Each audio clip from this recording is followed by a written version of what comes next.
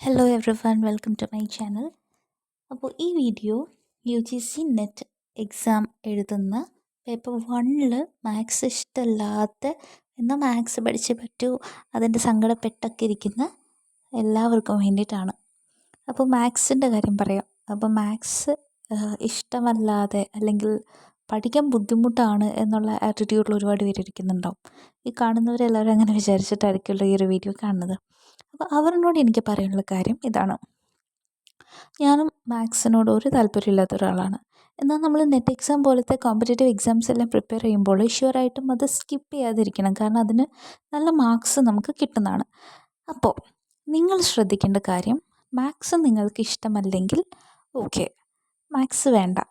എന്നാൽ നിങ്ങൾക്ക് മാത്സിൻ്റെ പോലെ തന്നെ, എന്നാൽ മാത്സിൻ്റെ പോലത്തെ വലിയ ഡിഫിക്കൽട്ടി ഇല്ലാതെ സ്കോർ ചെയ്യാൻ പറ്റിയ വേറൊരു ടോപ്പിക് ഉണ്ട്.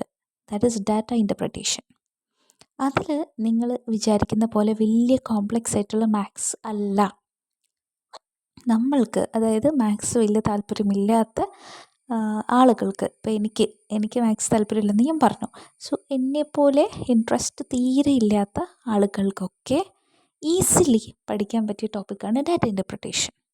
ഓക്കെ, അപ്പോൾ മാത്സിന് വേണ്ടിയിട്ട് മാത്സിന് വേണ്ടിയിട്ട് നിങ്ങൾ ഒരു ടൈമും മാറ്റി വയ്ക്കുന്നില്ല. മാത്സ് ഒട്ടും പഠിക്കാതെ മാത്സ് പ്രോബ്ലംസ് കണ്ടപ്പോൾ തന്നെ സ്കിപ്പ് ചെയ്യാണ്, അല്ലെങ്കിൽ ഒരു ടേബിൾ കാണുമ്പോൾ തന്നെ ആ 5 ക്വസ്റ്റ്യൻസ് സ്കിപ്പ് ചെയ്യുന്ന നിങ്ങൾ ഇനി മുതൽ ഡാറ്റ ഇൻ്റർപ്രിട്ടേഷൻ ഒന്ന് ചെയ്ത് നോക്കുക. ഡെയിലി ഒരു പ്രോബ്ലം ചെയ്താൽ മതി. നിങ്ങൾ ഡെയിലി ഒരു 10 പ്രോബ്ലംസ് ഒന്നും ചെയ്യാൻ ഞാൻ പറയില്ല. ഡെയിലി ഒരു പ്രോബ്ലം വെച്ച് ചെയ്ത് നോക്കുക. കാരണം എക്സാമിന് ജസ്റ്റ് ആവറേജ് കണ്ടുപിടിക്കാനുണ്ടാവും. ഓക്കെ, അങ്ങനെ സിമ്പിൾ ചോദ്യങ്ങളൊക്കെ ചിലപ്പോൾ ഉണ്ടാവും. നിങ്ങൾ വെറുതെ കറക്കി കുത്തി വെറുതെ തെറ്റെഴുതി വയ്ക്കുന്നതിനേക്കാൾ കുറച്ച് ഒന്ന് ശ്രദ്ധിച്ചു കഴിഞ്ഞാൽ നിങ്ങൾക്ക് അത് കൃത്യമായിട്ടുള്ള ആൻസർ എഴുതാൻ പറ്റും. ചിലപ്പോൾ 2 3 എണ്ണമൊക്കെ ഈ ഒരു റേഞ്ചിൽ തന്നെ എളുപ്പത്തിൽ ആൻസർ ചെയ്യാൻ പറ്റുന്നതായിരിക്കും 5 എണ്ണത്തിൽ ഡാറ്റ ഇൻ്റർപ്രിട്ടേഷനിൽ. സോ നിങ്ങൾ മാത്സ് പഠിക്കാൻ ഇൻട്രസ്റ്റ് ഇല്ലാത്തവരാണെങ്കിൽ റിയൽ മാത്സിൻ്റെ പ്രോബ്ലംസ് വേണമെങ്കിൽ നിങ്ങൾ സ്കിപ്പ് ചെയ്തോളൂ.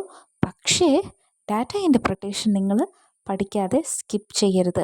ഡാറ്റ ഇൻ്റർപ്രിട്ടേഷൻ മാത്സ് ഇഷ്ടമല്ലാത്തവർക്കും കൈകാര്യം ചെയ്യാൻ പറ്റിയ ഈസി ആയിട്ടുള്ള ഒരു ടോപ്പിക്ക് ആണ്. ഓക്കെ, നിങ്ങൾക്ക് വേണമെന്നാണെങ്കിൽ ഡാറ്റ ഇൻ്റർപ്രിട്ടേഷൻ എന്തുകൊണ്ടാണ് ഈസി എന്ന് പറഞ്ഞത്, പ്രോബ്ലംസ് ഒന്ന് ചെയ്ത് കാണിച്ചതാ, എന്താണ് മറ്റു പ്രോബ്ലംസിനെ വെച്ച് കമ്പയർ ചെയ്യുമ്പോൾ ഇത് ഈസി എന്ന് പറഞ്ഞത് എന്ന് നിങ്ങൾക്ക് ഡൗട്ട്സ് ഉണ്ടെന്നാണെങ്കിൽ നിങ്ങൾ കോമൻറ്റ് ചെയ്താൽ മതി. ഞാൻ ഡാറ്റ ഇൻ്റർപ്രിട്ടേഷൻ്റെ ഒരു പ്രോബ്ലം എളുപ്പമുള്ളത് ഇത്രയൊക്കെ ഉള്ളൂ എന്ന് നിങ്ങൾക്ക് മനസ്സിലാവാൻ വേണ്ടിയിട്ട് ഞാൻ നിങ്ങൾക്ക് പ്രോബ്ലം ചെയ്ത് കാണിച്ച് തരാം. പിന്നെ ഒരു കാര്യം, ചിലപ്പോൾ ഡാറ്റ ഇൻ്റർപ്രിട്ടേഷൻ വലിയ കോംപ്ലക്സ് ആയിട്ട് വരും, നല്ല കോംപ്ലക്സ് ആയിട്ട് ചിലപ്പോൾ വരും. പക്ഷെ ചിലപ്പോൾ നല്ല എളുപ്പമായിട്ടും വരും. ഓക്കെ, അപ്പോൾ നമ്മൾ 2 രീതിയിലും വരുമെന്നുള്ള കാര്യം മനസ്സിലാക്കുക. എളുപ്പമായിട്ട് വരാണെങ്കിൽ നിങ്ങൾക്ക് ആ ഒരു 2-3 ക്വസ്റ്റ്യൻ എങ്കിലും 5 ക്വസ്റ്റ്യൻസിൽ മാത്സ് ഈ ഒരു ഡാറ്റ ഇൻ്റർപ്രിട്ടേഷൻ്റെ ആൻസർ കൃത്യമായിട്ട് ചെയ്യാൻ പറ്റി നിങ്ങളൊന്ന് ആലോചിച്ച് നോക്കിയാൽ നിങ്ങൾക്ക് കോൺഫിഡൻസ് എന്തായാലും കൂടും. പ്രത്യേകിച്ച് നമ്മൾക്ക് മാത്സ് ഒന്നും ഐഡിയ ഇല്ലാത്ത ആളാണ്, എന്നാൽ ഇതിനു വേണ്ടി കഷ്ടപ്പെട്ട് നമ്മളിത് പഠിക്കാൻ തയ്യാറായി പഠിക്കുന്ന ഒരാളാണെങ്കിൽ ഡാറ്റ ഇൻ്റർപ്രിട്ടേഷൻ്റെ ആ മാർക്സ് നമ്മൾക്ക് കിട്ടുകയാണെങ്കിൽ എന്ത് സന്തോഷമായിരിക്കും എന്ന് നിങ്ങൾ ആലോചിച്ച് നോക്കുക. ഓക്കെ, അപ്പോൾ മാത്സ് ഇഷ്ടമല്ല എന്നും പറഞ്ഞ് ഫുൾ പ്രോബ്ലംസ് എല്ലാം നിങ്ങൾ സ്കിപ്പ് ചെയ്യരുത്. പകരം ഡാറ്റ ഇൻ്റർപ്രിട്ടേഷൻ പഠിച്ചിട്ട് പോകണം. Okay, so thank you for watching.